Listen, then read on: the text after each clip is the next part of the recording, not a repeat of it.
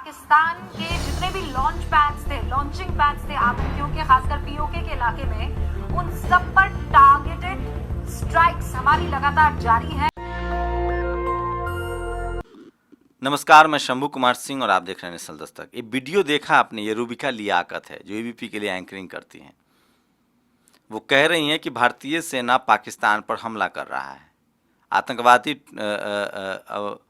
पाकिस्तान पर हमला कर रहा है, आतंकवादी अड्डों को उड़ा रहा है। आप सोचिए कि मीडिया के रूल्स रेगुलेशन होते हैं, आप झूठी खबर नहीं दिखा सकते, आप नाइबर कंट्री पड़ोसी देश के साथ रिश्ते खराब हो ऐसी झूठी खबरें नहीं चला सकते। यहाँ तक के रूल्स होता है कि आप किसी को भी जाति और धर्म और लिंग के आधार पे प्रोवोक नहीं कर सकते। लेकिन ये सिर्फ रूबिका लियाकत का मामला नहीं है। ये एक के बाद एक ट्वीट देखिए। अंजना ओम कश्यप हो या दीपक चौरसिया हो और अर्नब गोस्वामी कहते हैं कि पीओके हमारा है, पाक अधिकृत कश्मीर। तो सोचिए क्या हो रहा है। ये सब कोई प्लानिंग से हो रहा है। इससे भी बड़ी बात है, ये सब जानबूझकर किया जा रहा है। दरअसल भारत में अर्थव्यवस्था चौपट है। एशिया के हिसाब से देखें, पाकिस्तान के हिसाब से भी भारत की अर्थव्यवस्था खराब है। 90 लाख से ज़्यादा कोरोना के मरीज हो गए हैं। हम लोग अमेरिका के बाद दूसरे नंबर के दुनिया में देश हो गए हैं। गरीबी है, भुखमरी है, लाचारी है। पाकिस्तान से भी कम हमारा जीडीपी है और जानबूझकर लोगों के दिमाग में धार्मिक अफीम भरा जा रहा है और भारत पाकिस्तान का अफीम भरा जा रहा है और मीडिया को एजेंडे पर लगाया गया है। कल जब ये खबरें चल रही थी तो इसको बताया गया कि ये खबरें सूत्रों से मिली है पीटीआई के हवाले से। अब पीटीआई वही है एजेंसी जिस पर अभी सही खबर दिखाने के लिए रोक लगा दी गई थी। एएनआई और पीटीआई तो अब सरकार के पाले में है, लेकिन इस खबर का आम लोगों पर क्या असर होता है वो देखिए। ये खबर इसलिए दिखाई जाती है, पाकिस्तान से कोई युद्ध नहीं हो रहा है, कोई आतंकवादी मारे नहीं जा रहे हैं। आज के डेट में पड़ोसी मुल्कों से लड़ना इतना आसान नहीं और लड़ना भी नहीं चाहिए। युद्ध कोई रास्ता नहीं है। अगर युद्ध करना ही है तो कीजिए।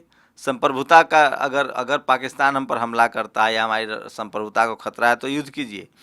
लेकिन दरअसल ये जो खबरें प्लांट की जाती है, ये युद्ध से इसका कोई लेना देना नहीं। ये भारत में रहने वाले लोगों के दिमाग में मोदी जी और बीजेपी के लिए एक इमेज बनाने की कोशिश है। ये इमेज बनाने के लिए सारा किया जाता है, पॉलिटिकल लाभ के लिए किया जाता है और जनता को असली मुद्दों से ध्यान भटकाया जा सके। चाहे वो रोजी रोटी का मुद्दा हो, महंगाई के, सोचिए 70 रुपये किलो प्याज बिक रहा है, 40 से 50 रुपये किलो आलू बिक रहा है। जनता त्रस्त है, आम लोग के पास 2 वक्त का खाना नहीं है, लोग का रोजगार चौपट हो गया है। कोरोना के नाम पर लूट मची हुई है, लोगों को अस्पताल में इलाज नहीं मिल रहा है, लोग त्राहिमाम कर रहे हैं, भूख से, भय से, भ्रष्टाचार से, बेरोजगारी से। लेकिन इस देश की मीडिया जानबूझकर लोगों को धार्मिक अफीम चटा रही है, हिंदू मुस्लिम दंगे करवाती है और उससे भी नहीं भरता है जी तो भारत पाकिस्तान और चीन भारत का एक खेल खेला जाता है। असली मुद्दा जो है मीडिया के लिए, आपको क्या लगता है, ये टेलीविज़न चैनल के लोग लड़ने जाएंगे बॉर्डर पर?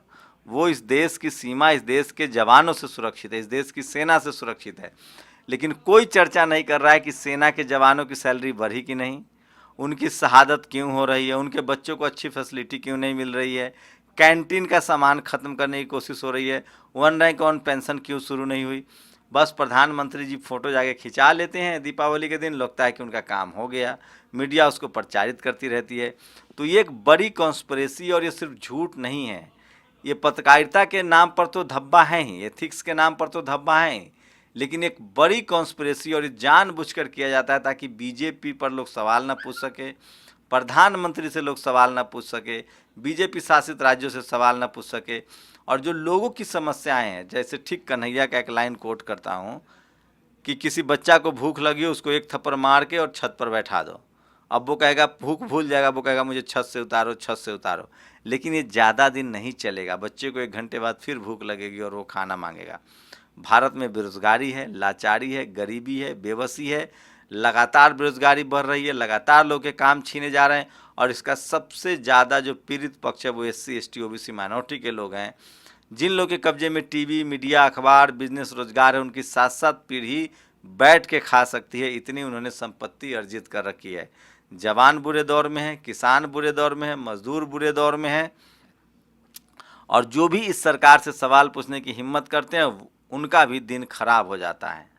तो ये आपको बरगलाया जा रहा है, बहकाया जा रहा है, आपको मुद्दों से हटाया जा रहा है। जब भी पाकिस्तान से लड़ने की नौबत आएगी, चीन से लड़ने की नौबत आएगी, हम सब आगे रहेंगे। कोई अपने देश से प्यार नहीं करता, ऐसा नहीं है, लेकिन ये सिर्फ और सिर्फ बीजेपी की ब्रांडिंग है, मोदी जी की ब्रांडिंग है। ये पॉलिटिकल एजेंडा है कि जनता जो है वो सरकार से सवाल न पूछे और उसको भारत पाकिस्तान, चीन पाकिस्तान में उलझाया जा सके। मैं इसीलिए कहता हूँ भारत की मीडिया पर बिल्कुल भरोसा मत कीजिए। ये सब के सब भरोसेमंद नहीं है।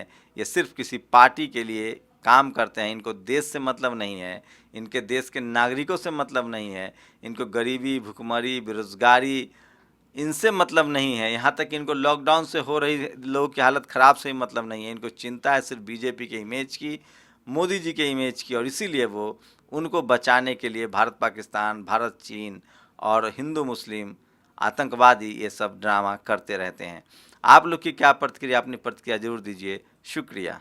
नेशनल दस्तक की आपसे गुजारिश है कि अगर इसको बचाना चाहते हैं तो नेशनल दस्तक को सब्सक्राइब करने के लिए रेड कलर के सब्सक्राइब बटन को दबाएं, फिर बेल आइकन की घंटी दबाएं। नेशनल दस्तक को बचाने के लिए बहुत जरूरी है कि हर खबर को शेयर करें, लाइक करें, कमेंट जरूर करें।